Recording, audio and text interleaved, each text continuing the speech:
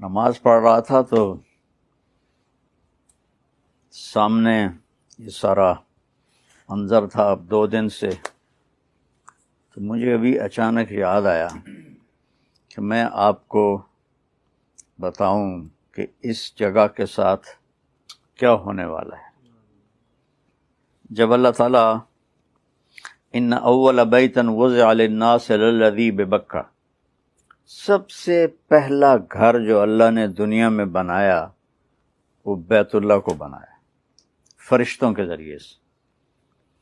یہ 4 پہاڑ ہیں جو اب بلڈنگوں میں چھپ گئے ہیں، ان کے اندر ایک گہری جگہ ہے، وہاں ایک ٹیلا سا ہے جو اس کی اصل پوزیشن ہے، وہاں اللہ نے فرشتوں سے یہ بنوایا۔ پھر طوفان نوح میں یہ تباہ ہو گیا سارا، تو پھر اللہ نے ابراہیم علیہ السلام کے ذریعے سے بنوایا۔ جب اللہ تعالیٰ نے دنیا کو آباد کرنے کا ارادہ کیا تو سب سے پہلے بیت اللہ کو بنایا، اور پہلے مکہ کی زمین بچھائی، پھر مدینہ کی، پھر بیت المقدس کی۔ ان میں تھوڑے تھوڑے سالوں کا فرق ہے۔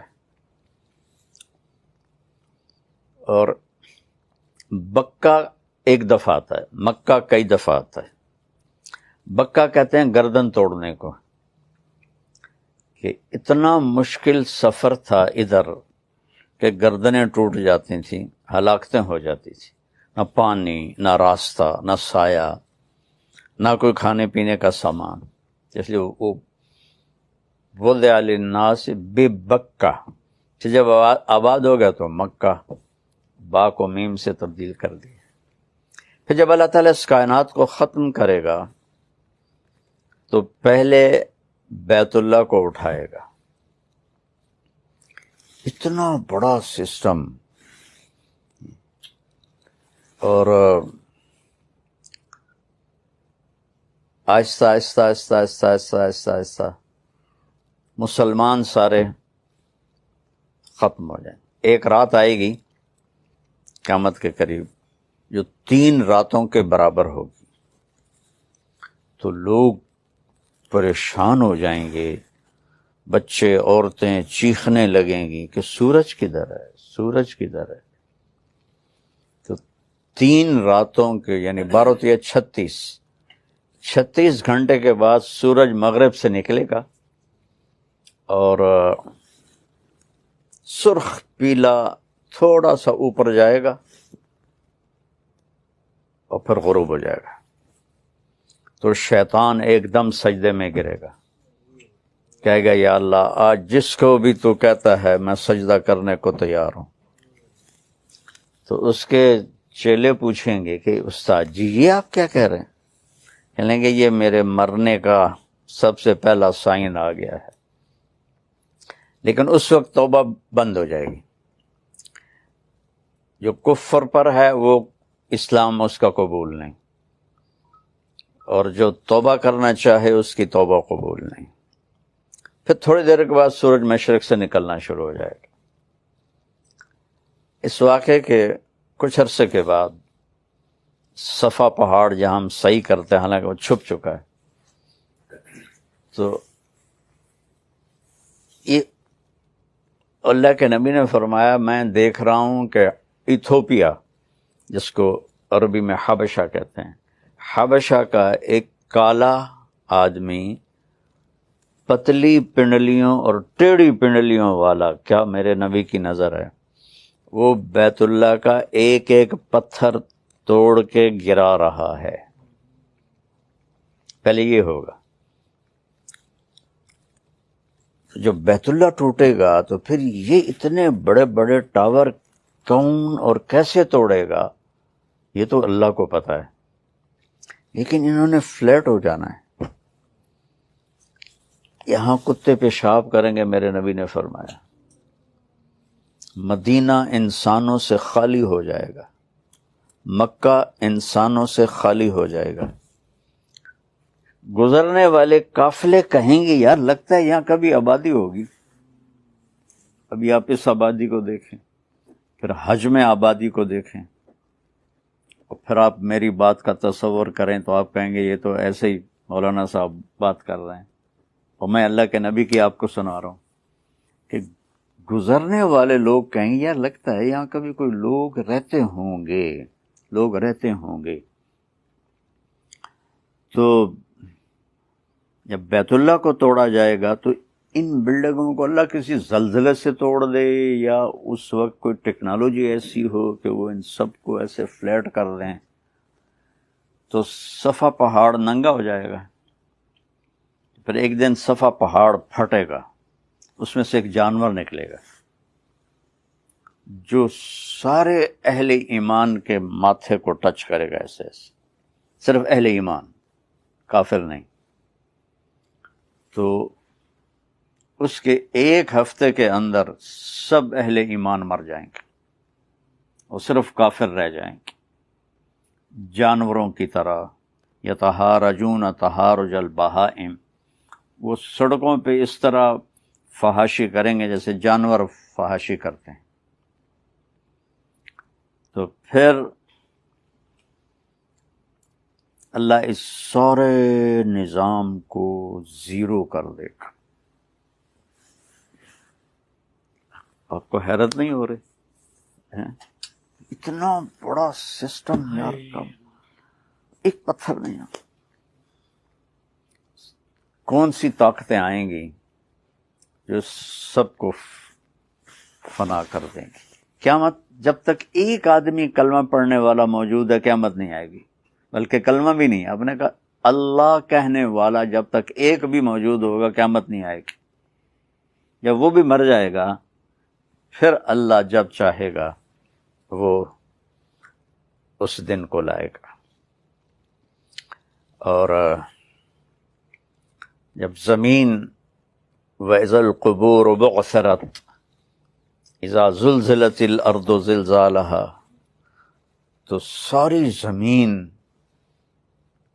میں توڑ پھوڑ ہوگی، لیکن جہاں جہاں مسجدیں ہیں وہ زمین ایسے اوپر اٹھ جائے گی. اب کینیڈا کتنی دور ہے، اور کینیڈا کا جو نارتھ ہے وہ کتنی دور ہے، وہاں وہ کالے ہمارا مسجد بنی ہوئی ہے.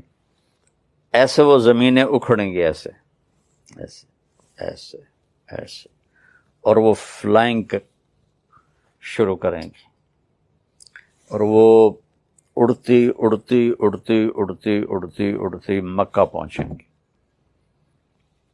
تو جب یہ سارے دنیا کی زمینیں، مسجدیں کی زمین مکہ پہنچیں گی تو پھر بیت اللہ کی جو مسجد ہے جتنی بھی بڑی ہو جائے، اس سے بھی شاید بڑی ہو جائے، وہ ساری ایسے اکھڑ جائے گی، اور وہ ساری مسجدیں اس کے ساتھ ایسے گیٹ ٹوگیدر ہو جائیں گی. پھر وہ وہاں سے فلائنگ کریں گی اور مسجد نبوی پہنچیں گی. یہاں تو کچھ بھی نہیں ہوگا، اور بیت اللہ کا بھی کہ وہ جگہ ہوگی، بیت اللہ تو کوئی نہیں ہوگا. وہ جگہ جب یہاں وہ مسجدیں پہنچیں گی تو بیت اللہ کی جو جگہ ہے وہ کہے گی السلام علیک یا رسول اللہ. ارے وہاں تو کسی چیز کا نشان نہیں ہوگا. اللہ تعالیٰ اپنے نبی کی قبر بھی مٹا دے گا لیکن نشان تو ہوگا، کہے گا السلام علیک یا رسول اللہ. پھر مسجد نبوی بھی اکھڑ جائے گی، اور پھر یہ ٹریول کریں گے مسجد اقصیٰ کی طرف. آسمان کا جو دروازہ ہے وہ مسجد اقصیٰ کے اوپر ہے. دیکھو نا، اپنے نبی کو مکہ سے نہیں اوپر لے گئے اللہ تعالیٰ، مسجد اقصیٰ لے گئے، وہاں سے پھر اوپر لے گئے.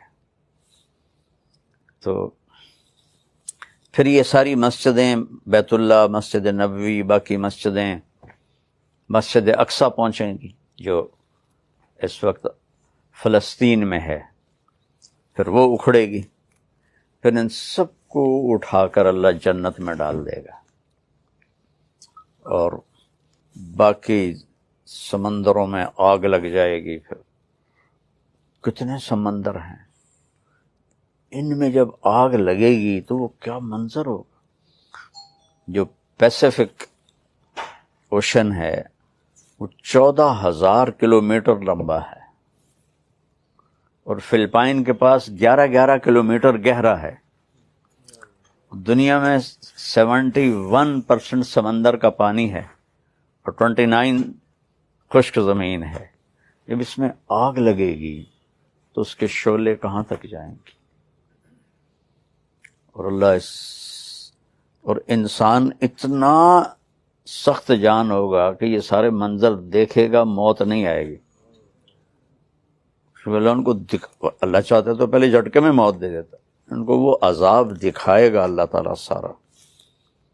اذا الشمس کورت، سورج شاہ ہو رہا ہے، وَإِذَا النُّجُومُ انْكَدَرَتْ، ستارے بے نور ہو رہے ہیں، وَإِذَا الْجِبَالُ سُيِّرَتْ، پہاڑ ہلنا شروع ہو گئے ہیں، وَإِذَا الْعِشَارُ عُطِّلَتْ، جانور بے قابو ہو کے بھاگ رہے ہیں، وَإِذَا الْوُحُوشُ حُشِرَتْ، جنگل کے جانور بھاگ کے لوگوں کی طرف آ رہے ہیں۔ تو اذا السماء انفطرت، جب آسمان ٹکڑے ٹکڑے ہو جائے گا، وَإِذَا الْكَوَاكِبُ انتثرت، ستارے ساڑے ٹوٹ کے جھڑ کے ایسے مٹی ہو کے گر پڑیں گے۔ کتنی گلیکسیز ہیں۔ ایک ڈاکٹر نے میرا کیا تھا اپینڈکس کا آپریشن، ڈاکٹر صادق نام تھا اس کا، بہت نیک نمازی تھے۔ تو بلال مسجد فیصل آباد میں نماز پڑھا کرتے تھے، میں وہاں تبلیغی مرکز جاتا تھا، وہ میرے بیان بھی سنتے تھے۔ ایک دن راستے میں مل گئے، مولوی صاحب ایڈی وڈی جنت کتھے تسی لئی پھر دے ہو، ایڈا لمبا تے ایڈا چوڑا تے ایڈیاں ہوراں، یہ کتھے؟ میں کہا تنوں ہنے سمجھا دینا۔ میں کہ آسمان سے نیچے جو کچھ ہے اس کو اللہ نے دنیا کہا ہے، حقیر چیز، چھوٹی سی چیز، اور اس میں کوئی 10 کھرب گلیکسیز دیکھی گئی ہیں، اس سے زیادہ ہیں، 10 ٹریلین تو دیکھی ہیں، باقی اس سے زیادہ ہیں۔ اور جس گلیکسی میں ہم رہتے ہیں، ہمارا جو سولر سسٹم ہے، وہ 17 گلیکسیز کا مجموعہ ہے، 17، صرف 17۔ میں نے کہا ڈاکٹر صاحب یہ 17 گلیکسیز کو یہاں سے یہاں تک پار کرنے کے لیے 20 ارب لائٹ ایئر چاہیے، صرف 17، اور 10 ٹریلین دیکھی ہیں، یہ نہیں کہ وہ آخری ہے، بے شمار اس سے زیادہ ہیں۔ کی خیال ہے جنت سمجھ آئی؟ ہن سمجھ آ گئی، سمجھ آ گئی۔ تو بچوں یہ رہنے کی جگہ نہیں ہے، یہ گزرگاہ ہے۔ جب اللہ اس مقدس جگہ کو ہلا کے رکھ دے گا اور بیت اللہ کا نام و نشان مٹا دے گا، اور کالے پتھر ہوں گے، جو مکہ کے کالے پہاڑ ہوں گے، زمزم کا کنواں بھی گیا اور سب کچھ گیا، تو یہ سفر ہے وہ فنا کی طرف جائے۔ بِأَيْدٍ وَإِنَّا لَمُوسِعُونَ، آسمان کو ہم نے بنایا ہے اور ہم اس کو پھیلا رہے ہیں۔ موسعون اس میں فاعل ہے، پھیلا دیا ہے نہیں، پھیلائے جا رہے ہیں، پھیلائے جا رہے ہیں، پھیلائے جا رہے ہیں۔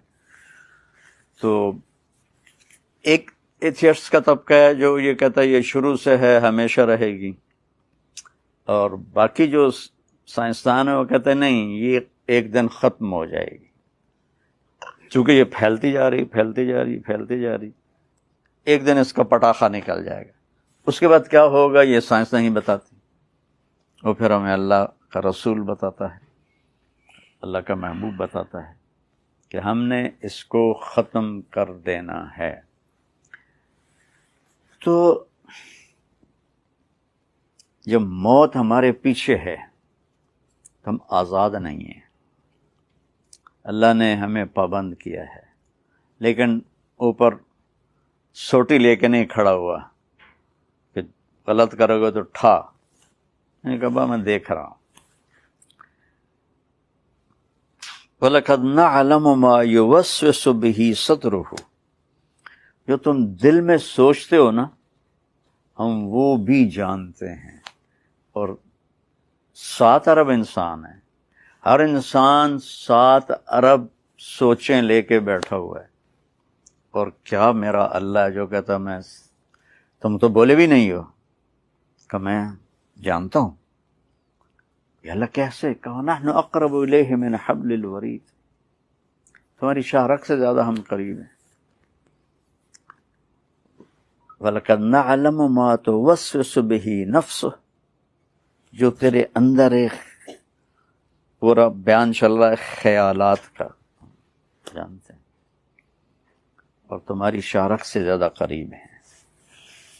تو بیٹا زندگی یہ ضائع کرنے کی چیز نہیں ہے، لیکن یہ کرنسی ہے. کرنسی پیسہ نہیں ہوتا ہے کہ دھوکہ، یہودیوں نے دھوکہ دیا، سونا چاندی سارا قابو کر لیا، ہمیں کاغذ پکڑا دیے. تو اس کے لیے بٹوے، اس کے لیے بینک، اس کے لیے ایک لاکر، اور اس کے لیے کتنے حفاظتی سسٹم.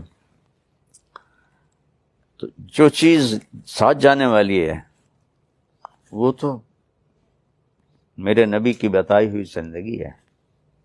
تو آج میں ایسی بیٹھا تھا تو مجھے سورہ حج کی آخری آیت میں ایک پورا جامع پروگرام اللہ نے سمجھایا کہ سورہ حج کا ایک چھوٹا سا پورشن ہے، یا ایھا الذین آمنوا ارکعوا واسجدوا واعبدوا ربکم وافعلوا الخیر لعلکم تفلحون. ایک جملہ 6000 سے اوپر آیات ہے اور یہ ایک آیت ہے، اور اس کو ایسے اللہ نے سمیٹ کے آگے رکھ دیا. اے ایمان والو، تمہیں بریف کر دوں، رکوع کرو. سب سے پہلے نماز کو ذکر کیا، اور نماز کو اتنے کس طرح ذکر کیا، رکوع کو الگ، سجدے کو الگ. کتنی عظمت ہے اس عمل کی اللہ کی بارگاہ میں، اور کتنی سستی ہے اس عمل کے بارے میں. ارکعوا، اس میں ایک تو نماز ہے رکوع، اور دوسرا ہے اللہ کے آگے جھک جاؤ. جیسے جابین ہوتا ہے تو باس کے آگے جھکتا ہے، پھر جاب باقی رہتی ہے نا، ورنہ تو ایڈوانس کنٹری میں بھی ہو تو کہیں گے جاؤ فارغ. ارکعوا، اچھا، اور پھر سٹیپ وائز ہے. سبحان اللہ، ایک دم اوپر نہیں، نیچے سے شروع کے ارکعوا. ظاہری شکل بھی ہے اتنا ہو جاؤ، ٹھیک ہے، اس پہ آگے واسجدوا، اب پورے میرے سامنے جھک جاؤ. اس سے اگلا سٹیپ، اب پورے میرے سامنے جھک جاؤ. تو نماز سے ایک ہمیں شکل عطا فرمائی، اور پھر رکوع اور سجدے میں دوسرا پیغام ہے کہ آگے اللہ کے جھک جاؤ. یس باس، یس باس والے تو ترقی کرتے ہیں، تو ہم بھی تو سب نوکر ہیں، جابین ہیں. تو اللہ کے سامنے یس باس کرتے جاؤ کرتے جاؤ کرتے جاؤ. پھر تیسرا سٹیپ اللہ نے بیان کیا. سبحان اللہ. اچھا بھی ابھی آپ پریپ میں ہیں، آپ KG میں ہیں، ورکعوا واسجدوا. اب آپ بڑی کلاسز میں چلے گئے ہیں، واعبدوا ربکم. اب نماز تو پہلے ذکر ہو گئی ہے، اور نماز سب سے بڑی عبادت ہے.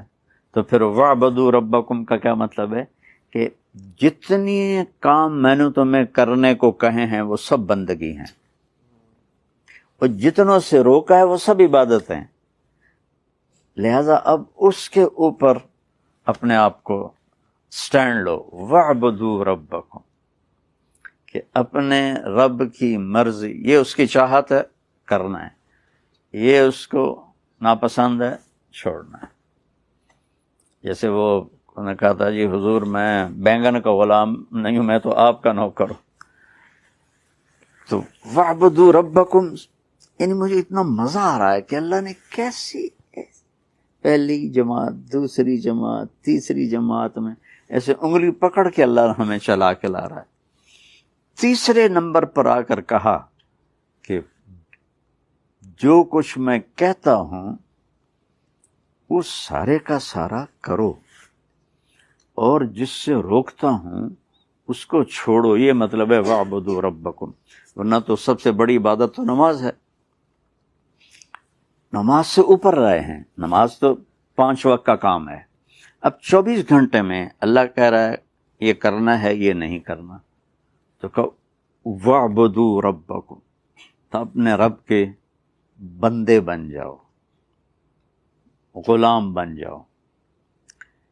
پھر آگے ایک اور بڑا خوبصورت بات کہی، یہ تو ہو گیا تمہاری ذات تک، لیکن میری خلقت تو بھری پڑی ہے انسانوں سے، تو وَافْعَلُوا الْخَيْرَ، اوروں کے لیے خیر بنو، خدمت کرو، حالات پوچھو، ان کے کام آؤ، ان کی مشکل میں کام آؤ، ان کے دکھ درد میں کام آؤ، ان کی خوشی میں شریک ہو، غمی میں شریک ہو۔ وَافْعَلُوا الْخَيْرَ سے یامر، خیر تو ساری پیچھے آ گئی، نماز اور نماز آ گئی، بندگی آ گئی، اب خیر کیا ہے؟ اب خیر ہے لوگوں کی خدمت کرو، ان کی مشکل میں ان کے کام آؤ۔ حضرت مدنی رحمہ اللہ سے کسی نے پوچھا کبھی تہجد چھوٹی آپ کی زندگی میں؟ کہنے کہ زندگی میں ایک دفعہ چھوٹی ہے، پوری زندگی میں ایک دفعہ، 83-84 سال کی عمر میں فوت ہوئے۔ کہنے کہ وہ کیسے؟ کہ میں سلہٹ گیا ہوا تھا، تو تہجد میں اٹھا تو دروازے کے سامنے ایک آدمی سویا ہوا تھا، تو مجھے اس کو کراس کر کے جانا تھا، تو مجھے خطرہ ہوا کہ اگر میں اس کے اوپر سے گزرا تو یہ اٹھ نہ جائے، تو میں واپس آ کے بستر پہ لیٹ گیا، میں نے تہجد نہیں پڑھی۔ کہ بس زندگی میں ایک دفعہ تہجد میری قضا ہوئی۔ وَافْعَلُوا الْخَيْرَ، یہ خیر سمجھا رہا ہوں کہ لوگوں کی بھلائی کو اپنا دین بنا لو۔ میں اللہ کا شکر ادا کرتا ہوں، آج ہی میں یہ اس آیت کو سوچ رہا تھا تو مجھے اپنی فاؤنڈیشن کا خیال آیا کہ اللہ نے ہم پہ کتنا کرم کیا کہ ہمیں اپنے بندوں کی خدمت کے لیے اللہ نے ہاتھ پکڑ کے چلا دیا، اور کہاں کہاں تک اللہ پاک ہمیں اس کے لیے ذریعہ بنا رہا ہے، یہ اس کا بہت بڑا احسان ہے۔ پھر دوسری تسلی دی، ما جعل علیکم فی الدین من حرج، دیکھنے میں یہ مشکل کام ہے، لیکن جو کام انسانی نیچر میں ہو وہ مشکل ہو کے بھی آسان ہوتا ہے۔ جو چیز فطرت میں ہوتی ہے وہ مشکل ہو کر بھی آسان ہوتی ہے۔ بچہ پیدا ہوتا ہے، ماں سے کہہ دو تو آرام کر، سو جا، ہم اس کو دوسرے کمرے میں سلا دیتے ہیں، تیار ہوگی وہ ساری مشقت، نہیں میں نہیں کروں گی۔ یہ ہے ما جعل علیکم فی الدین من حرج۔ تو اللہ نے میرا نبی دو جہان کا سردار، کعبہ قوسین کا مالک، کہتا ہے کاش میری ماں زندہ ہوتی اور میں عشاء کی نماز مسجد میں با جماعت مصلی پہ کھڑا ہوتا اور میں سورۃ فاتحہ بھی شروع کر چکا ہوتا۔ ادھر آپ کا گھر تھا، ادھر سے میری ماں کی آواز آتی محمد، تو میں نماز توڑ دیتا، میں کہتا لبیک اماں، آ رہا ہوں۔ فرض نماز، نفل نہیں، فرض نماز میں توڑ دیتا۔ آپ نے حضرت عمر سے فرمایا تیرے دور میں ایک شخص آئے گا، اس کا نام ہوگا اویس، اس کا قبیلہ ہوگا عامر، اس کی شاخ ہوگی کرن، جب وہ آئے تو اور علی اس سے دعا کروانا۔ کہنے گے یا رسول اللہ وہ کیا کرتا ہے وہ جو ہم دعا کروائیں؟ تو اس نے ماں کی ایسی خدمت کی ہے کہ اللہ اس سے راضی ہو گیا ہے، اور وہ جس چیز کے لیے ہاتھ اٹھاتا ہے اللہ پورا کر دیتا ہے۔ تو حضرت عمر حج پر اعلان کرتے بھائی کوئی اویس، کوئی اویس، کئی سال گزر گئے، تو آخر ایک سال آپ نے سارے حاجیوں کو اکٹھا کیا اور کہا بھائی یمنی کھڑے رہو باقی بیٹھ جاؤ۔ سارے بیٹھ گئے، یمنی کھڑے رہے۔ پھر آپ نے فرمایا عامر قبیلے والے کھڑے رہو باقی بیٹھ جاؤ۔ سارے بیٹھ گئے، تھوڑے سے کھڑے رہ گئے۔ پھر آپ نے فرمایا کرن کی شاخ والے کھڑے رہو باقی بیٹھ جاؤ، تو ایک آدمی کھڑا ہو۔ آپ نے فرمایا تم کرنی ہو؟ کچھ اویس کو جانتے ہو؟ تمہارا کیا لگتا ہے؟ کہ میرا بھتیجا ہے، سگا بھتیجا ہے، پر وہ تو ہلا ہوا ہے، کریک ہے، آپ اس کے تم پوچھ رہے ہیں۔ تو حضرت عمر کی آنکھوں میں آنسو آ گئے۔ کریک وہ نہیں، کریک تو ہے، یہ بتا ہے کہاں؟ کہا میں نے اس کو اونٹ چرانے کے لیے بھیجا ہے عرفات کی طرف۔ تو آپ نے حضرت علی کو ساتھ لیا اور بھاگم بھاگ اونٹ پر عرفات پہنچے تو دیکھا ایک درمیانے، آپ نے یہ بھی فرمایا اس کا قد ہوگا درمیانہ، اس کا رنگ ہوگا سیاہ، اس کو ہوئی ہوگی وہ برس کی بیماری جو کالا چٹا آدمی ہو جاتا ہے، وہ ٹھیک ہو گئی ہے، لیکن کمر پہ ابھی بھی ایک سفید داغ ہے اس کا۔ اتنی نشانیاں بتائیں۔ تو جب یہ دونوں حضرات پہنچے تو دیکھا تو وہ اویس ایک درخت کے نیچے نماز پڑھ رہے تھے اور اونٹ چل رہے تھے، یہ دونوں بیٹھ گئے پاس۔ اب یہ جب انہوں نے اویس کرنے نے دیکھ لیا بھئی دو آدمیاں ہیں، تو انہوں نے نماز اپنی شارٹ کر دی اور سلام پھیرا۔ تو حضرت عمر نے پوچھا کون ہو؟ کہنے لگے مزدور ہوں، مزدوری کرتا ہوں۔ کہ تمہارا نام کیا ہے؟ کہا اللہ کا بندہ ہوں۔ آپ نے فرمایا بھائی جو نام تیری ماں نے رکھا ہے وہ کیا ہے؟ اب وہ تو پہلی دفعہ حج پہ آئے تھے، نہ عمر کو جانتے نہ علی کو۔ وہ کہنے کہ بھائی تم کون ہو میری تفتیش کرنے والے؟ تو حضرت علی بولے یہ امیر المومنین عمر ہیں، میں علی ہوں۔ پھر وہ کانپنے لگے، حضور مجھ سے گستاخی ہو گئی، میں نے پہلے آپ کو کبھی دیکھا نہیں، مجھے معاف کر دیں۔ حضرت عمر نے فرمایا ہاتھ اٹھا۔ کہنے کہ میں آپ کے لیے، آپ میرے لیے ہاتھ اٹھائیں؟ کہ نہیں، ہمیں ہمارے نبی نے فرمایا تھا کہ اویس آئے گا، وہ جب ہاتھ اٹھاتا ہے تو کبھی خالی نہیں آتے کہ اس نے ماں کی خدمت کر کے وہ مقام پایا ہے، نہ جہاد سے، نہ روزوں سے، نہ حج سے، نہ زکوٰۃ سے، نہ نفلوں سے، نہ ذکر سے، نہ تلاوت سے، نہ سخاوت سے، ماں کی خدمت سے۔ اور ایک اور حدیث سناتا ہوں، جب جنتی جنت میں جائیں گے نا اور جنت کے دروازے کے قریب ہوں گے تو اللہ تعالیٰ فرمائے گا سارے چلے جاؤ، اویس کو روک دو۔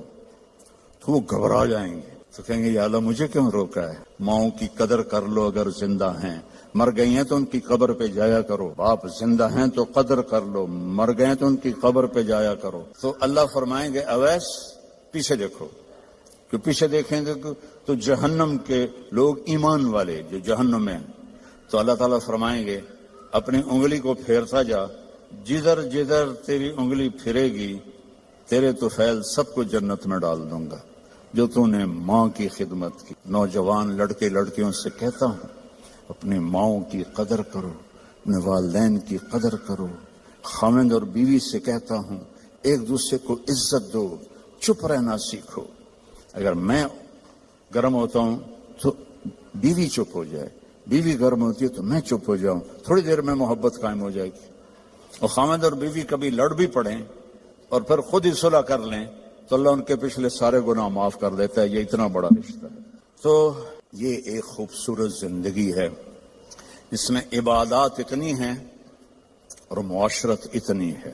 بولنا کیسے ہے، صبر کیسے کرنا ہے، معاف کیسے کرنا ہے، درگزر کیسے کرنا ہے، اپنے آپ کو کیسے جھکانا ہے۔ تو میرے بھائی بہنوں، اللہ کی قسم زندگی کا حسن نہ بڑے گھر میں ہے، نہ بڑی گاڑی میں ہے، نہ زیورات میں ہے، نہ بڑے عہدوں میں ہے۔ زندگی کا حسن نبی کی زندگی کو اپنانے میں ہے، کیونکہ زندگی اندر ہے، باہر نہیں ہے، اندر ہے۔ اندر میں نہ گاڑی، نہ رولز رائس جاتی ہے، نہ سزوکی جاتی ہے۔ اندر میں نہ ہیرا جاتا ہے، نہ موتی جاتا ہے۔ اندر میں تو محبت جاتی ہے، سلوک جاتا ہے، وہ زندگی کو پانی دیتا ہے۔ تو اس کے ارادے کرو، جو آپس میں لڑے ہوئے ہیں سب صلح کر کے اٹھو، معاف کر کے اٹھو۔ بھائی بہن لڑے ہوئے ہیں، مجھے بھی پاکستان سے فون آیا ایک بچی کا، وہ حسب حال میں کام کرتی تھی، ناجیہ بیگ، اس کو مجھے فون آیا کہ جی میرا بھائی مجھ سے ناراض ہوا ہے اور اس نے میرا نمبر بھی بلاک کر دیا ہے اور مجھے اپنی ماں سے بھی نہیں ملنے دیتا، میری ماں بیمار ہے، آپ سے دعا کروانا چاہتی ہوں۔ کہ ماں سے بھی کوئی روکتا ہے، سگا بھائی ہو کر روک رہا ہے۔ تو یہ بد اخلاقی یہاں تک چلی جاتی ہے کہ دل پتھر بن جاتے ہیں۔ تو یہ بہت بڑا میں آپ کو پیغام دے کے جا رہا ہوں۔ 5 نمازیں، اور عورتوں کو تو 10 دن ویسے ہی معاف ہے نمازیں، نماز، روزہ، زکوٰۃ، حج، پیسے والے۔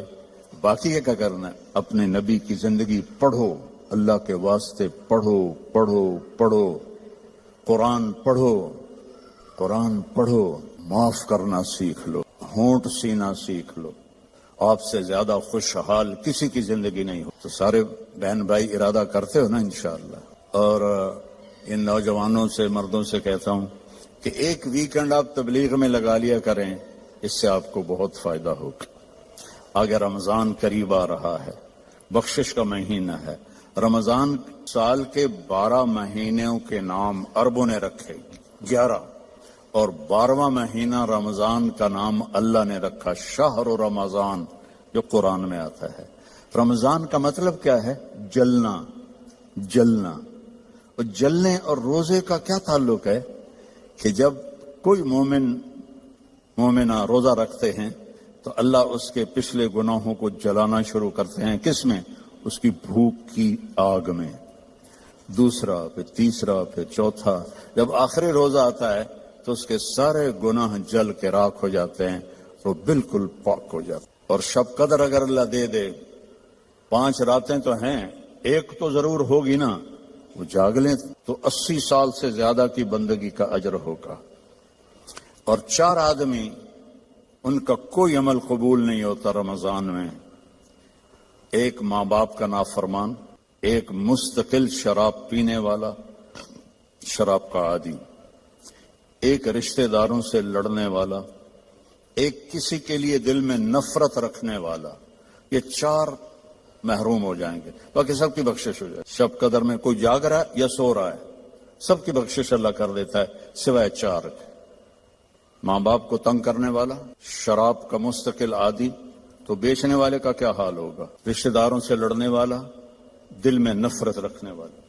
ایک ٹیشو پیپر دینا مجھے، میں آپ کو ایک لفظ کا مطلب سمجھا۔ ٹیشو پیپر ہے، اللہ تعالیٰ نے اپنی نافرمانی کے لیے لفظ استعمال کیا ہے معصیت، عصا، اور والدین کے لیے کیا ہے عقوق، من عق والدیہ۔ عقا کسے کہتے ہیں؟ یہ ذرا ٹیشو پیپر دیکھنا، عقا، اس کا بعد میں مطلب بتاؤں گا۔ اب یہ جڑ سکتا ہے؟ کیسے پرزے ہو گیا ہے؟ جو والدین کو اتنا تنگ کرے کہ ان کا دل ایسے پرزے ہو جائے۔ عقا کا لفظ اپنے لیے اللہ نے کہا ہے نافرمانی، اور والدین کے لیے کہا ہے دل کو چیر کے رکھ دینا، دل کو چیر کے رکھ دینا۔ اللہ کے واسطے اپنی ماؤں کی زندگی کو غنیمت جانو، اپنے باپ کی زندگی کو غنیمت جانو، ان کی کڑوی بھی سہ لو، ان کی میٹھی بھی سہ لو، آپ کے لیے جنت کا راستہ اللہ آسان کر دے گا۔ ایک آخری حدیث پہلے سنائی تھی، جو باوضو رہے گا اللہ اس کا رزق بڑھائے گا۔ اب آخر میں حدیث یاد آ گیا، آپ نے فرمایا جو یہ چاہے اس کی زندگی لمبی ہو۔ کون نہیں چاہتا؟ 80 سال والا بھی کہہ رہا تھا دعا کرو اللہ حیاتی دے وے، پترا کرے دن بابا ہوں بس بھی کر اگاں جا، وہ پھر بھی کہتا ہے دعا کرو اللہ زندگی دے، صحت والی دے۔ ٹھیک ہے، کون نہیں چاہتا؟ جو یہ چاہے اس کی زندگی لمبی ہو اور اس کا رزق بڑھ جائے اور مرنے کے بعد اس کا نام بھی زندہ رہے، ماں باپ کی خدمت کرے اور رشتہ داروں سے اچھا سلوک کرے۔ یہ وہ ٹپس ہیں جو میں آپ کو اپنے نبی کی زندگی سے نکال کے دے کے جا رہا ہوں۔ احباب جمع ہے میر، حال دل کہہ لے، پھر التفات دلے دوستاں، رہے نہ رہے۔ میرے ذمہ تو تھا کہ دیانتداری کے ساتھ آپ کو میں اللہ اس کے رسول کی زندگی کہ وہ اصول بتا دوں جس سے آپ خوشحال زندگی گزار سکتے ہیں۔ آگے آپ کی مرضی ہے تو سارے بھائی بہن اس کی نیت کرو، آپس میں کوئی لڑے ہوئے ہو صلح کر لو، معاف کر دو۔ بھائی بہن لڑے ہوئے ہیں، میاں بیوی لڑے ہوئے ہیں، میاں بیوی لڑ کے صلح کریں تو اللہ ان کے پچھلے گناہ معاف کر دیتے۔ کیا کروں، مجھے باتیں یاد آتی ہیں، ادھر گھڑی کو دیکھتا ہوں۔ شیطان روزانہ اپنی اسمبلی لگاتا ہے سمندر پر، ٹھیک ہے، اپنے سارے ایم پی ایز کو اکٹھا کرتا ہے، ان سے پوچھتا ہے ہاں بھائی کیا کر کے آئے ہو؟ ویسے بیٹھا تھا، ایک کہتا ہے سر میں نے زنا کروایا، دیکھ رہے ہو مجھے؟ دوسرا کہتا ہے میں نے چوری کروائی، شیطان کہتا ہے۔ تیسرا کہتا ہے میں نے شراب پلائی۔ ایسے وہ گناہ گناتے ہیں اور وہ صرف اتنا رسپانس دیتا ہے، پیچھے ایک خبیث لنگڑا شیطان کھڑا ہوتا ہے، کولا کہتا ہے حضور میں نے میاں بیوی کو لڑایا. تو وہ یہاں سے یوں جمپ لگاتا ہے, وہ شاباش میرے بیٹے کام تو کر کے آیا, آجا آگے آجا.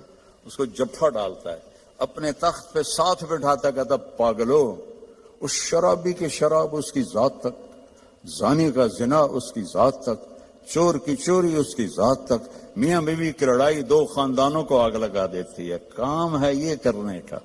شیطان اس پہ خوش ہوتا ہے, اللہ اس پہ ناراض ہوتا ہے. اللہ کو سب سے زیادہ خوشی ہوتی ہے جب خامد اور بیوی صلح کر لیں. اتنا خوش ہوتا ہے کہ ان کے پچھلے گناہ معاف کر دیتے. تو میری گزارش ہے, باقی ہم انسان ہیں, پرزا نہیں ہے کہ فٹ ہو جائیں گے. اونچ نیچ تو ہو جائے گی, جب ہو جائے تو معافی مانگ لیں. ہو جائے تو معافی مانگنے میں شرم نہ کریں. میں کیسے معافی مانگوں؟ معافی مانگیں گے آپ کا سر بلند ہو جائے گا, آپ کی عزت بڑھ جائے گی, آپ کا مقام بڑھ جائے گا, معافی مانگنے والے کے سامنے بھی اور اللہ کے سامنے. اور ماشاءاللہ آپ نے یہاں فنڈ وغیرہ ہم غزہ کے لیے اکٹھا کر رہے ہیں, تو میں ایک حدیث سناتا ہوں. میرے نبی نے فرمایا سبق درہم 100,000 درہم, 1 پاؤنڈ کا ثواب خرچ کرنے کا 1,00,000 پاؤنڈ سے زیادہ ہو گیا. صحابہ حیران ہو گئے, یا رسول اللہ وہ کیسے ہو گیا؟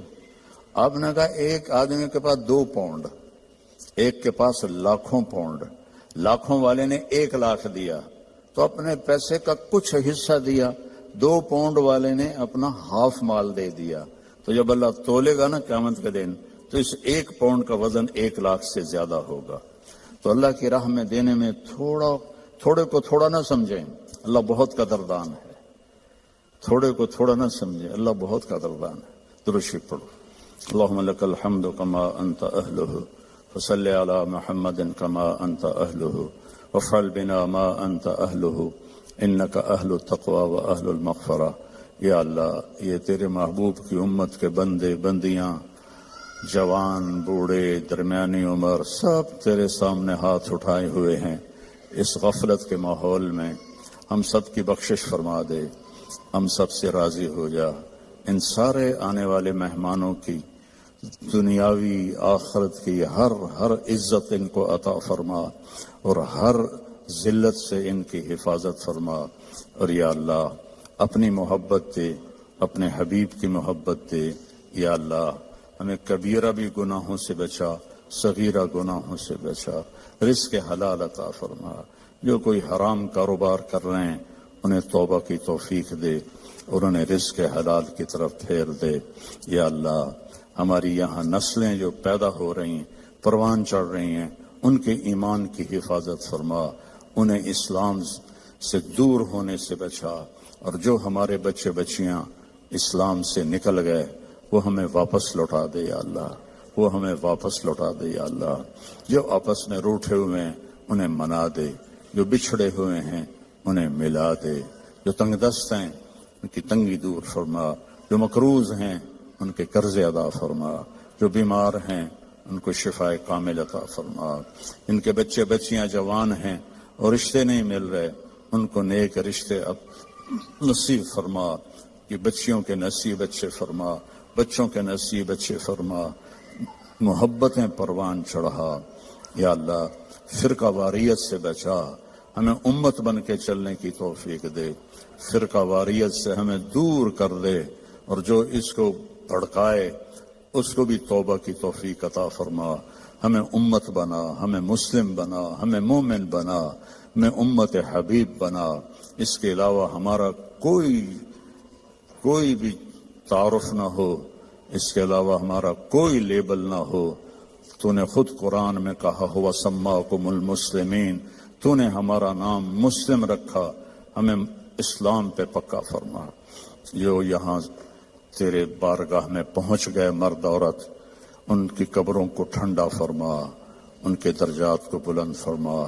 جب ہمارے جانے کا وقت آئے ایمان پہ خاتمہ نصیب فرما, ایمان پہ خاتمہ نصیب فرما. اس سارے مجمع میں مستورات مرد اپنے دلوں میں بہت کچھ تجھ سے مانگنے کے لیے آہیں بھرتے ہیں. تو سب کی سنتا ہے. ان کی آہوں کو قبول فرما اور ان کی مرادوں کو پورا فرما. ان کی مرادوں کو پورا فرما۔ اور یا اللہ ہماری سلام فاؤنڈیشن اور MTJ فاؤنڈیشن اس کی خدمت کو قبول فرما، اس میں برکت عطا فرما، اس میں کام کرنے والوں کو بابرکت بنا۔ یا اللہ تیری عزت کی قسم تیرے بندوں کی مدد کے لیے ہاتھ پھیلایا ہے، ہمیں اس میں دیانتداری نصیب فرما، ہمیں اس میں دیانتداری نصیب فرما، اور ان دکھی بندوں کی فریاد تک پہنچنے کی ہمیں توفیق عطا فرما، اور ان سب آنے والے بہن بھائیوں کو اپنے خزانوں سے بہترین جزائے خیر عطا فرما، اور جنہوں نے یہ سارا پروگرام ارینج کیا ان کو بھی یا اللہ اپنے خزانوں سے عزتیں کامیابیاں نصیب فرما۔ صلی اللہ تعالی نبی الکریم کا۔ السلام علیکم ورحمۃ اللہ وبرکاتہ۔ بسم اللہ الرحمن الرحیم، والصلاة والسلام علی رسولہ الکریم وعلی آلہ واصحابہ اجمعین، اما بعد۔ میرے محترم بھائیوں بہنوں، بچوں بچیوں، بیٹوں بیٹیوں، دوستوں، اللہ نے جتنے مخلوق پیدا کی ہے اس میں صرف انسان کو امتحان کے لیے پیدا کیا ہے۔ خلق الموت والحیات لیبلوکم ایکم احسن عملا۔ ہم نے زندگی اور موت کا نظام چلایا تھا کہ دیکھیں کہ تم میں سب سے اچھا عمل کون کر کے اللہ کے پاس آتا ہے۔ انا جعلنا ما علی الارض زینۃ لہا لنبلوہم ایہم احسن عملا۔ ہم نے زمین کو خوبصورت بنایا تاکہ ہم دیکھیں کہ تم میں اچھا عمل کون کرتا ہے۔ ساری مخلوق انسان کے علاوہ پڑھی لکھی پیدا ہوتی ہے، انسان بالکل جاہل پیدا ہوتا ہے، اس کی اپنی کوئی زبان نہیں ہوتی، یہ جو ماں باپ سے سنتا ہے اس کو سیکھتا ہے اور بولتا ہے۔ پرندے ان کے نہ ماں مر جائے باپ مر جائے انڈے سے نکلے گا، وہ اپنی زبان بولے گا۔ تو اللہ نے انسان کو امتحان میں ڈالا اور اس کو فہدیناہ النجدین، زندگی کے دو راستے سکھائے۔ ایک ہے فمن شاء فلیکفر اور دوسرا ہے ومن شاء فلیؤمن۔ اللہ نے کہا چاہو تو نافرمان بن کے زندگی گزارو اور چاہو تو فرما بردار بن کے زندگی گزارو۔ انا ہدیناہ السبیل اما شاکرا و اما کفورا۔ ہم نے آپ کو راستہ دکھا دیا ہے، اب چاہو تو نیک بن کے چلو اور چاہو تو نافرمان بن کے چلو۔ پھر اس کا آخر اللہ تعالیٰ نے رکھا ہے ان یوم الفصل کان میقاتا، فیصلے کا دن قیامت مقرر ہو چکا ہے، اور اس دن اللہ تعالیٰ فیصلہ فرمائے گا، نافرمانوں کے لیے الگ، فرما برداروں کے لیے الگ۔ نافرمان ناکام ہوں گے اور فرما بردار کامیاب ہوں گے۔ تو اس کے لیے پھر اللہ تعالیٰ نے 1,24,000 نبیوں کو بھیجا۔ سب سے آخر میں جناب رسول اللہ محمد بن عبداللہ صلی اللہ تعالیٰ علیہ وسلم عربی ہاشمی قریشی کو اللہ تعالیٰ نے آخری نبی بنا کر بھیجا۔ اب آپ کے بعد کوئی نبی نہیں۔ اللہ تعالیٰ نے آسمان سے کتابیں اتاری، چھوٹی بھی بڑی بھی، اور سب سے آخری کتاب اللہ تعالیٰ نے قرآن کو اتارا۔ تو یہ ساری کتابیں اور چھوٹی کتابیں یہ رمضان المبارک میں اللہ تعالیٰ نے اتاری۔ اللہ کی کیا حکمت ہے اس میں۔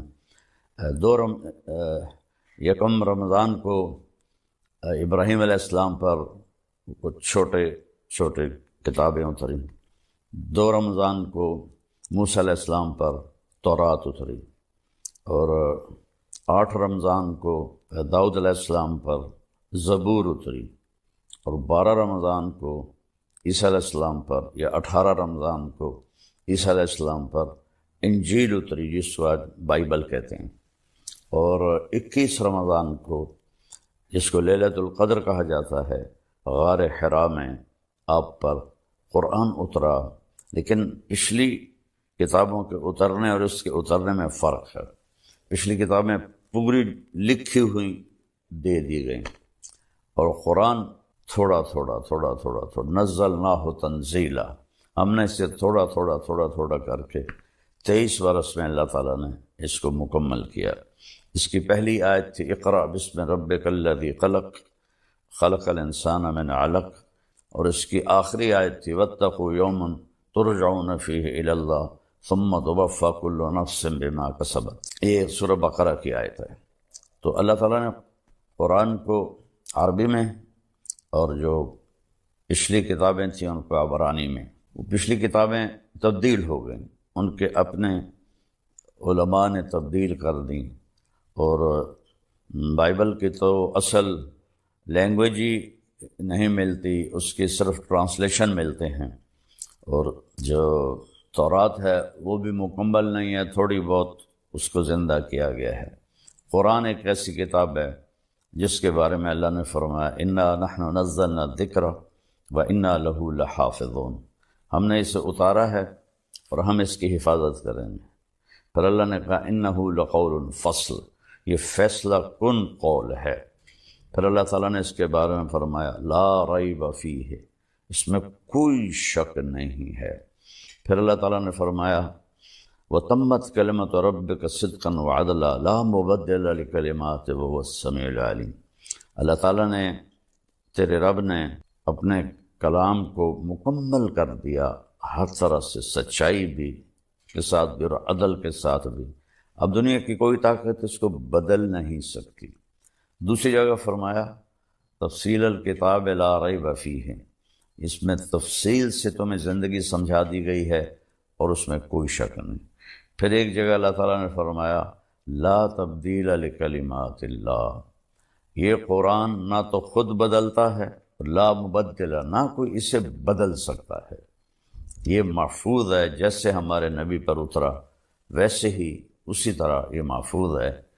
عربوں کے مختلف لہجے تھے تو اس لحاظ سے اس میں بعض الفاظ دوسرے جگہ دوسری جو لہجہ ہے اس کی وجہ سے الگ ہے، لیکن ان میں معنی میں کوئی فرق نہیں۔ ارأیت الذی یکذب بالدین، میں افریقہ گیا، وہاں پڑھتے ہیں ارأیت الذی یکذب بالدین، ہم پڑھتے ہیں حمالۃ الحطب، وہ پڑھتے ہیں حمالۃ الحطب۔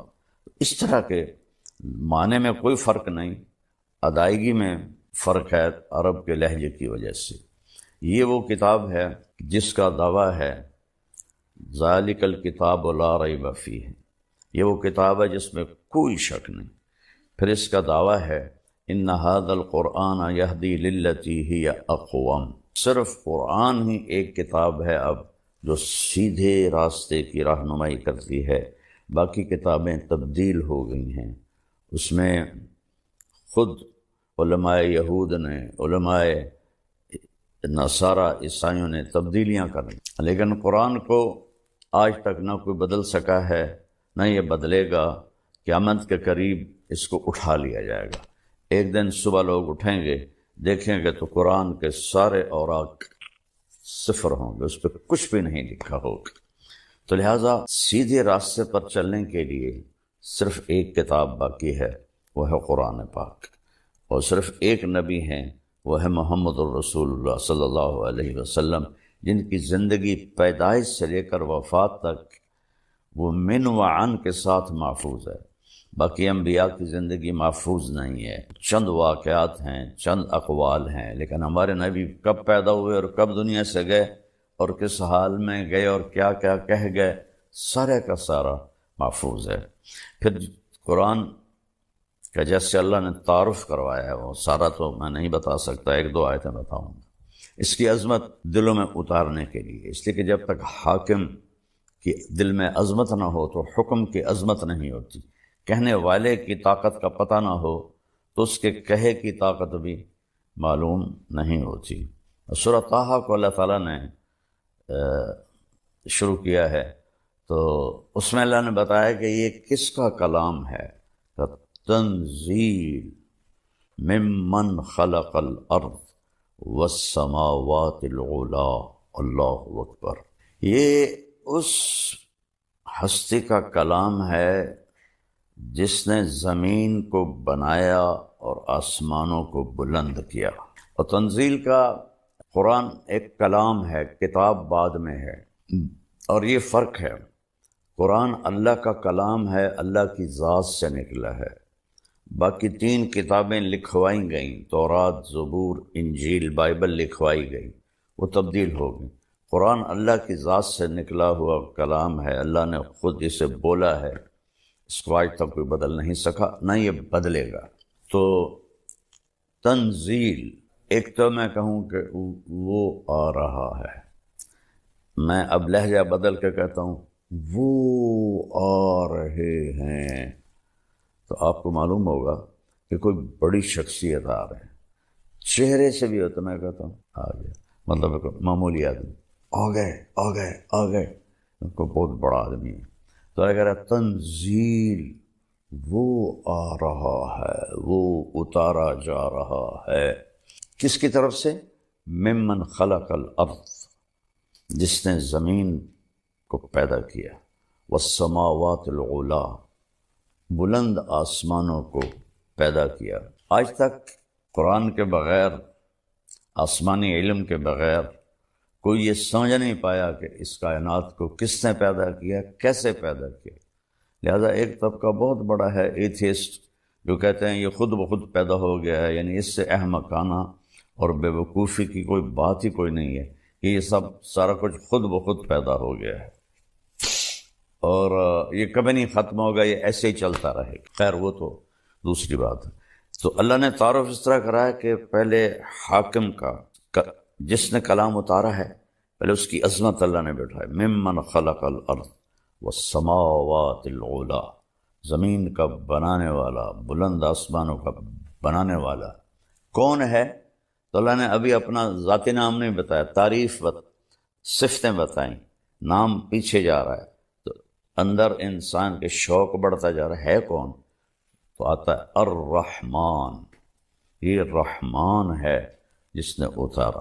اللہ کی سب سے اعلیٰ صفت ہے وحدانیت کے بعد الرحمن، کہ یہ رحمان نے اتارا ہے۔ رحمان وہ ہوتا ہے جو حد درجے رحم کرنے والا ہو، تو جو وہ یہ کلام بھیج رہا ہے یہ سخت، یہ شدت والا نہیں، رحمت والا ہے۔ کون ہے بھائی وہ الرحمن؟ پھر بھی نام نہیں بتایا، علی العرش استویٰ، عرشوں پر اس نے استوا کیا ہے۔ کون ہے جس نے عرشوں پر استوا کیا ہے؟ تو پھر نام نہیں بتایا، آگے اپنی حکومت بتائی، لہو ما فی السماوات، آسمانوں میں جو کچھ ہے وہ اللہ کا، وما فی الارض، زمین میں جو کچھ ہے وہ اللہ کا، وما بینہما، اس کے درمیان جو کچھ ہے اللہ کا، وما تحت الثری، زمین کی تہ میں جو کچھ ہے اللہ کا، للہ المشرق والمغرب فأینما تولوا فثم وجہ اللہ، مشرق بھی اللہ کا، مغرب بھی اللہ کا، جدھر دیکھو گے اللہ کی قدرت کے نظارے تمہیں نظر آئیں گے۔ تو پھر سوال کون ہے بھائی؟ پتہ تو بتاؤ ہے کون؟ تو پھر صفت آئی، وَإِن تَجْهَرْ بِالْقَوْلِ فَإِنَّهُ يَعْلَمُ السِّرَّ وَأَخْفَى، اور وہ ہے کہ تم زور سے بولو جیسا میں بول رہا ہوں، یا تم دل میں بولو، دل میں، جیسے آپ دیکھیں میں نے ہونٹ بند کر لیے، میں کچھ بولا ہوں، اسے میرے کانوں نے نہیں سنا، فیل کیا ہے، محسوس کیا ہے۔ تو اللہ کہتا ہے کہ اگر تم وہ ہو کہ ساری کائنات کے انسان، مرد، عورت، جنات زور سے بولو یا دل میں بولو، وہ تمہارے اونچی بولنے کو بھی سنتا ہے، اور تمہارے دل میں جو خیال اٹھ رہے ہیں ان کو بھی سنتا ہے۔ یہ اپنی ہیبت بٹھائی، چونکہ کہنے والے کو آپ نہیں جانتے، اس کے کہے کو بھی نہیں جانیں گے۔ آج قرآن پہ عمل کیوں نہیں ہے؟ کیوں؟ اللہ کو لوگ جانتے ہی نہیں، اللہ کا سیدھا نام بھی لینا نہیں آتا، خدا کہتے رہتے ہیں، خدا کہتے رہتے ہیں۔ اب آیا اللہ کا نام، اور میں پیچھے سے پڑھتا ہوں، تنزیل ممن خلق الارض والسماوات العلا الرحمن علی العرش استوى له ما في السماوات وما في الارض وما بينهما وما تحت الثرى وان تجهر بالقول فانه يعلم السر واخفى۔ اتنی لمبی اپنی ہیبت، قدرت، طاقت بیان کی، اور انسانی شوق بڑھ گیا، یار بتاؤ تو صحیح ہے کون؟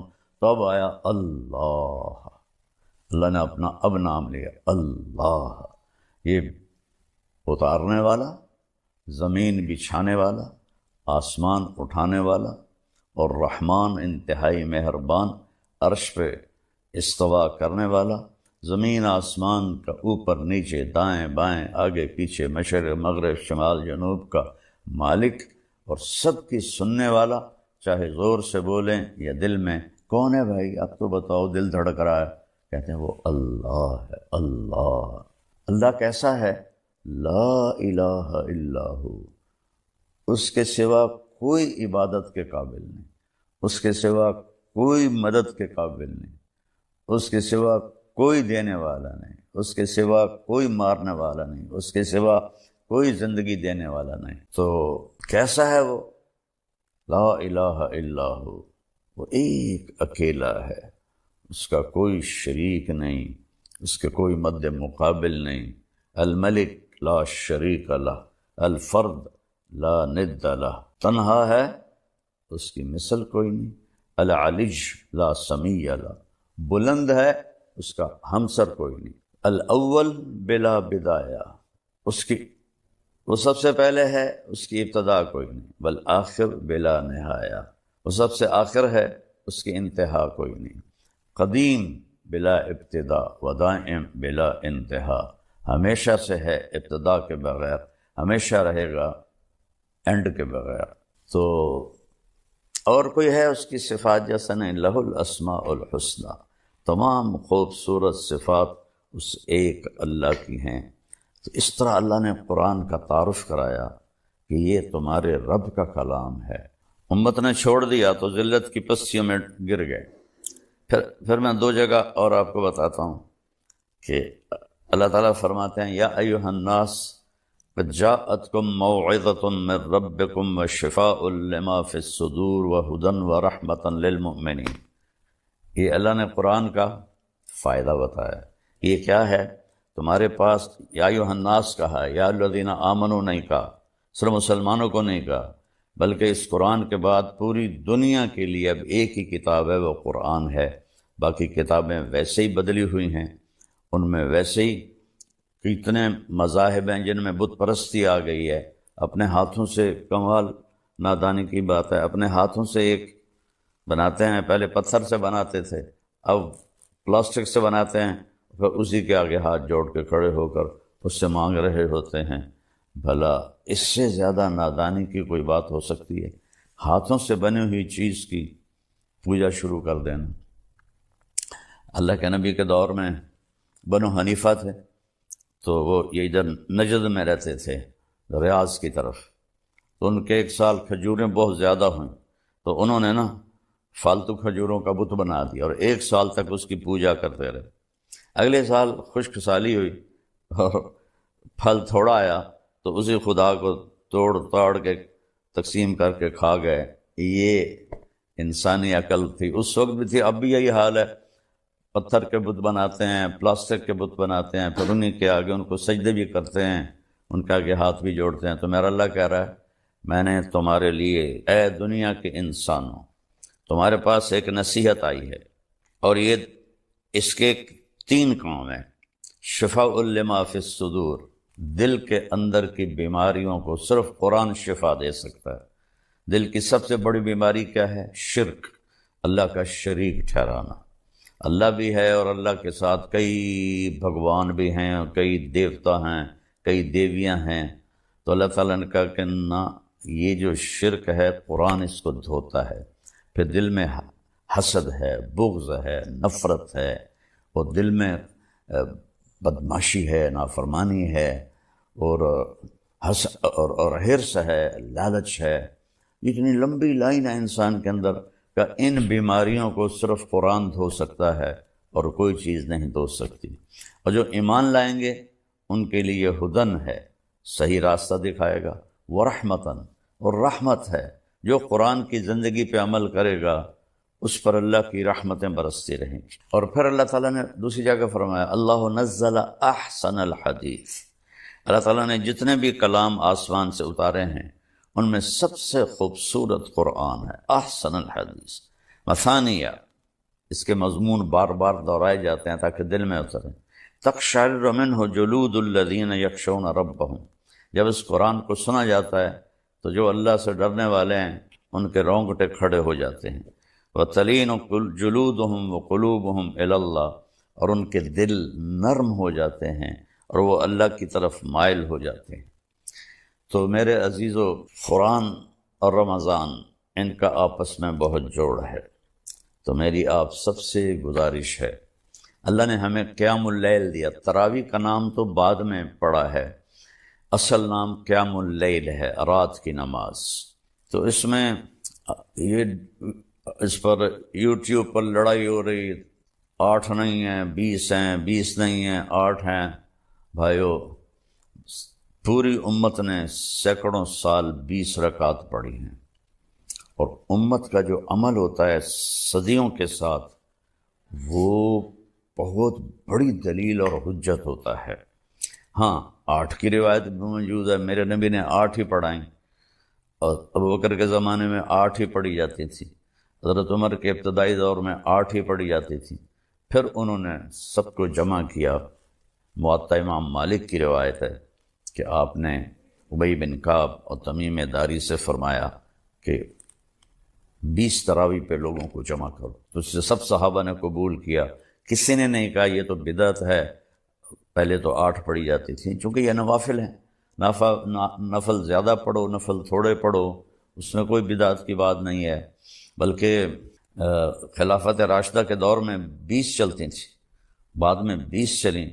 پھر تراویح کا نام کیسے پڑا اس کا کہ مکے والے 4 تراویح پڑھتے تھے اور پھر ایک طواف کرتے تھے، ترویح اس کو کہتے ہیں، ترویح ہے، آرام کرتے تھے، ذرا پاؤں کھول لیتے تھے اور طواف کر لیتے، پھر 4 تراویح پڑھتے تھے، پھر ایک طواف کرتے تھے، یہ دوسرا ترویح، پھر 4 تراویح پڑھتے تھے، پھر طواف کرتے تھے، یہ تیسرا ترویح، پھر 4 تراویح پڑھتے تھے، پھر ایک طواف کرتے تھے، پھر 4 تراویح پڑھتے تھے، پھر ایک طواف کرتے تھے، تو 5 طواف ہو جاتے تھے ان کے، یہاں سے اس کا نام تراویح پڑا۔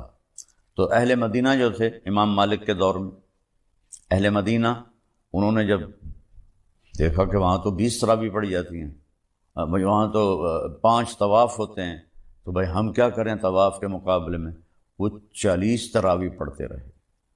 تو اس میں لڑنے والی تو مجھے بالکل حماقت ہی نظر آتی ہے، 8 پڑھ لے وہ بھی ٹھیک ہے، 20 پڑھ لے وہ بھی ٹھیک ہے، لیکن یقیناً 20 پڑھنے والے کا اجر زیادہ ہے۔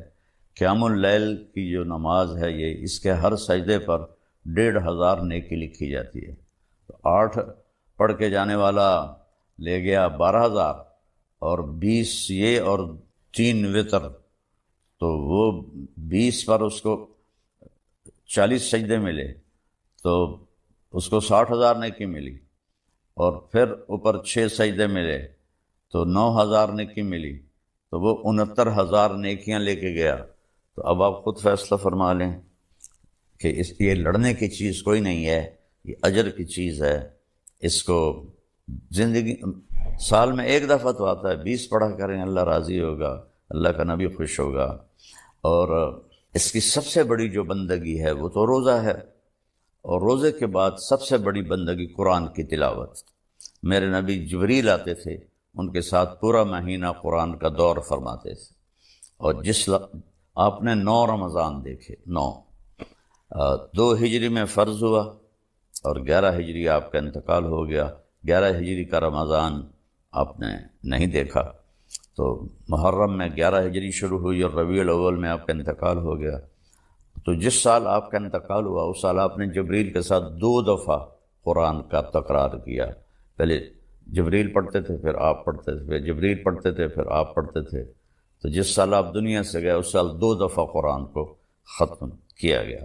اور میرے نبی کا فرمان ہے، اذا التبست علیکم الامور کقطع اللیل المظلم فعلیکم بالقرآن، جب اندھیری رات کی طرح فتنے چھا جائیں تو قرآن کو مضبوطی سے پکڑ لو، فإنہ ماحل مصدق وشافع مشفع، یہ جس کے بارے میں جھگڑا کرے گا اللہ وہ اس کا جھگڑا بھی مانے گا، جس کی سفارش کرے گا اللہ اس کی سفارش بھی قبول کرے گا۔ من جعلہ امامہ قادہ الی الجنہ، جو قرآن کو آگے رکھ کر زندگی گزارے گا، یعنی اس کے تابع ہو کر، تو یہ قرآن اسے جنت میں لے جائے گا۔ من جعلہ خلفہ ساقہ الی النار، جو اسے پیچھے رکھے گا اسے قرآن دھکا دے کے جہنم میں ڈال دے گا۔ تو جتنے یہ بیٹھے ہوئے ہیں یوٹیوبر یوٹیوب پر اور دین کو بیان کر رہے ہیں، وہ دین نہیں بیان کر رہے، وہ تو لڑائیاں کر رہے ہیں، کوئی رفع یدین پہ جھگڑے کر رہا ہے، کوئی 8-20 پہ جھگڑے کر رہا ہے، کوئی کسی چیز پہ جھگڑے کر رہا ہے، کوئی صحابہ کی جنگوں پہ جھگڑے کر رہا ہے۔ وہ میرے بھائیوں، اللہ تعالیٰ نے جن چیزوں کے بارے میں ہم سے سوال کرنا ہے وہ لوگوں کو بتاؤ کن چیزوں میں پھنسا دیا ہے جن کا آخرت میں آپ سے سوال نہیں. تلک امۃ قد خلت لہا ما کسبت ولکم ما کسبتم ولا تسألون عما كانوا يعملون. وہ لوگ چلے گئے، جو کیا وہ ان کا اجر، جو غلط کیا وہ ان کا گناہ. تم سے تھوڑے پوچھا جائے گا. قبر میں کیا پوچھا جائے گا؟ من رب، تیرا رب کون ہے؟ لوگوں کو بتاؤ کہ رب کون ہے. ما دینک، تیرا دین کیا ہے؟ وہ اسلام ہے. لوگوں کو بتاؤ اسلام کیا ہے. میرے نبی نے کیا بتایا کہ اسلام 5 چیزیں ہیں: کلمہ، نماز، روزہ، حج، زکوٰۃ. یہ ابتدا ہے، اور انتہا کیا ہے؟ بنی الاسلام علی 5. اور انتہا کیا ہے؟ انما بعثت لاتمم مکارم الاخلاق، میں تمہارے اخلاق مکمل کرنے آیا ہوں. اور جتنے یہ یوٹیوب پر، میں تو بہت کم سنتا ہوں جو کہ میرے سر میں درد رہتا ہے، لیکن تھوڑا بہت جب کبھی سنتا ہوں تو اتنے اخلاق سے گری ہوئی گفتگو ہوتی ہے، اتنی اخلاق سے گری ہوئی گفتگو ہوتی ہے کہ رونا آتا ہے. لگتا ہے ان لوگوں نے کبھی سیرت پڑھی کوئی نہیں کہ میرے نبی کس طرح، کیسے انہوں نے لوگوں کے ساتھ معاملہ کیا اخلاق کا. اور پھر ما تقول فی ھذا الرجل، یہ ہستی کون ہے؟ جناب رسول اللہ. تو اپنے نبی کی زندگی بتاؤ. تو یہ سوال ہیں جو ہم سے پوچھے جائیں. پھر قیامت کے دن لا تزال قدم عبد حتی یسأل عن 4، زمین انسان کے پاؤں کو پکڑ لے گی جب تک چند سوال نہ ہو. ان عمرہ فیما افناہ، بتاؤ میرے بندے زندگی کہاں خرچ کی. ان شبابہ فیما ابلاہ، جوانی کہاں کیسے گزاری. ان علمہ ما عمل بہ، علم کے بارے میں پوچھا جائے گا کیا عمل کیا. ان مالہ من این اکتسب وفیما انفق، پیسہ کہاں سے کمایا، کہاں خرچ کیا. یہ سوال ہیں. یہ لوگوں کے اندر ان کو ابھارو، کن چیزوں پہ لڑ رہے ہو. پھر ایک دوسرے پر اعتراض ہوتا ہے تو وہ اس کا جواب دیتا ہے، پھر وہ اس کا جواب دیتا ہے، وہ اس کا جواب دیتا ہے. کیا تم اس لیے بیٹھے ہو کہ لوگوں کو کی زندگی برباد کرو، ان کا وقت ضائع کرو؟ تو میری آج کی گفتگو صرف قرآن کی عظمت پر تھی کہ قرآن کو ہم اپنی زندگی کا راہبر بنائیں اور اس کی تلاوت کریں، اس کا ترجمہ پڑھیں اور اپنے اللہ سے مانگیں. اگر آپ قرآن کا صحیح ترجمہ پڑھ لیں تو آپ سامنے بیٹھنے والوں کو پکڑ سکتے ہیں کہ کیا بول رہے ہو. تو میری گزارش ہے تراویح کا اہتمام کریں، لوگوں کو سحری کھلائیں، لوگوں کو افطاری کروائیں، تو اللہ تعالیٰ خوش ہوگا. ماشاءاللہ ایک آدمی کو 1 گھونٹ لسی پلا دو تو اس کے روزے کا پورا اجر آپ کو بھی ملے گا اور اس کو بھی ملے گا. تو بہت لوگ ہیں ماشاءاللہ دسترخوان چلاتے ہیں، اللہ ان کو بہت جزائے خیر دے. کئی ہمارے بھائی بہن ہیں جن کے دسترخوان حرمین میں چلتے ہیں، اللہ نے اس کی بہت اعلیٰ جزا عطا فرمائے. تو قرآن کے ساتھ دل لگائیں. میری آج کی